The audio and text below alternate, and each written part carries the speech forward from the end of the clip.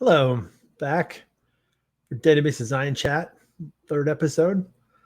And now we're going to talk a little bit about what I'm going to call the ugliest design mistake. And first, just a little bit about me, Lewis Davidson.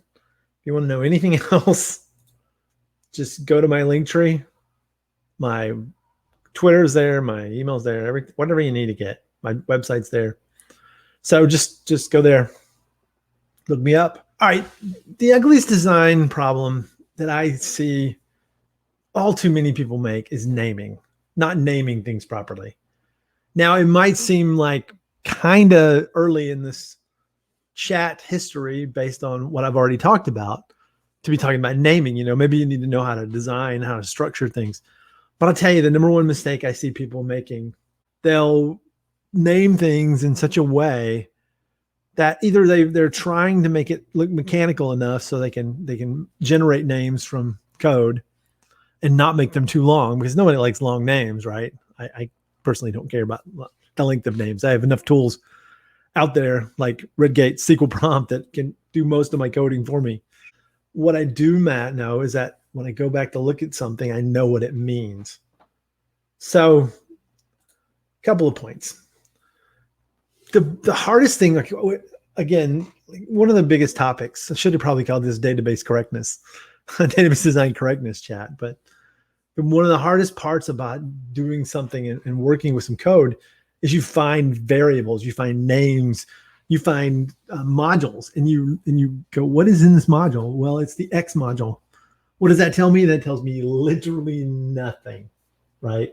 So the more I get out of the name, the better. The less I have to think about what is this person thinking? What did that mean?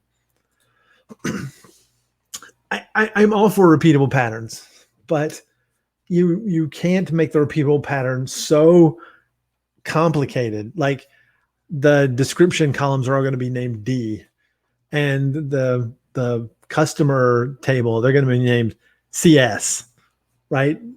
That doesn't help. Like I said, longer names, totally better. What's more readable? Now let's take a kind of a brief, silly example.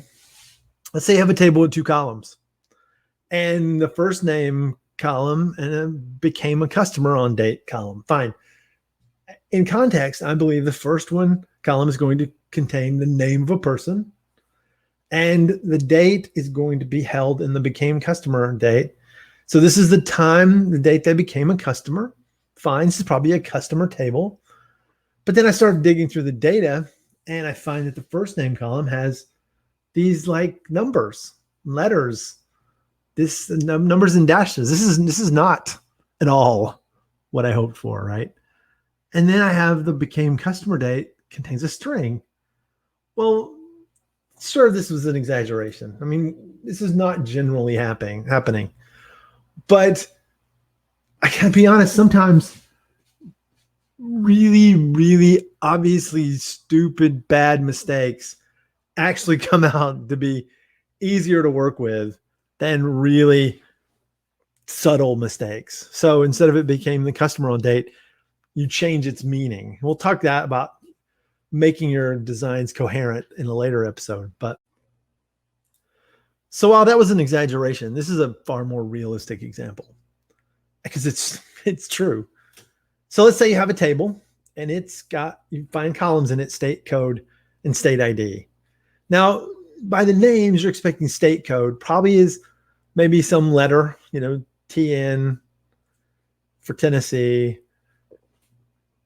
And the state ID, I'm guessing that's related to a table that has states in it.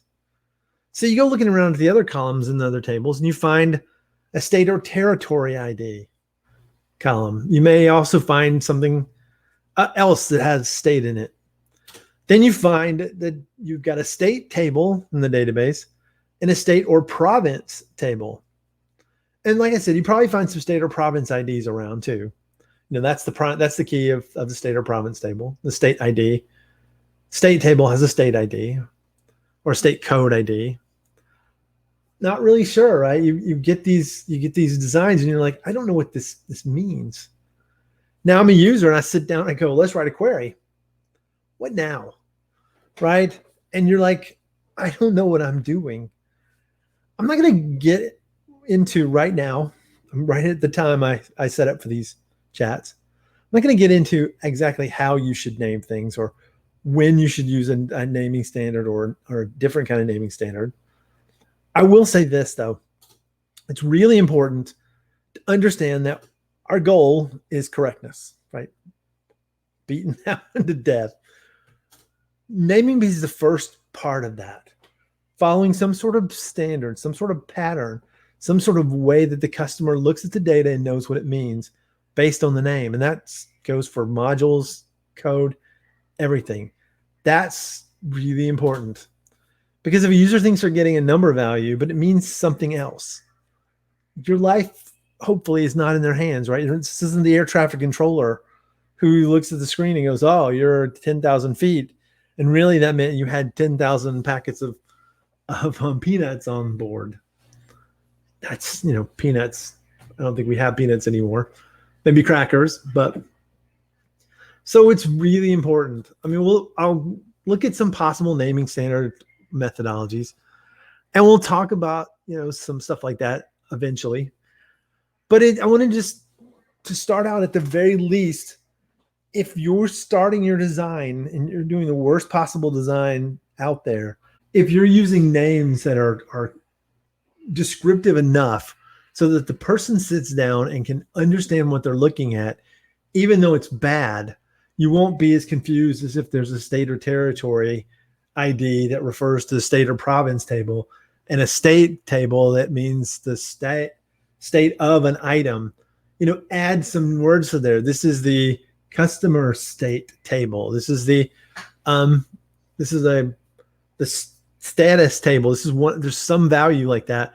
Give it a name so that you look at two names, even in your provisionary design, and you know that they're different. Okay. So that's my point for the night. Hope you enjoyed it. If you have questions, I would suggest commenting here on this YouTube video. Email me at drsql@hotmail.com. Message me on Twitter at drsql. Contact me anywhere you find in my link tree at Dr. SQL. Okay. Anyways, I hope this helps you. And if you have any opinions, send them the same place as the question. Good, bad, whatever you think can make this better. Thank you.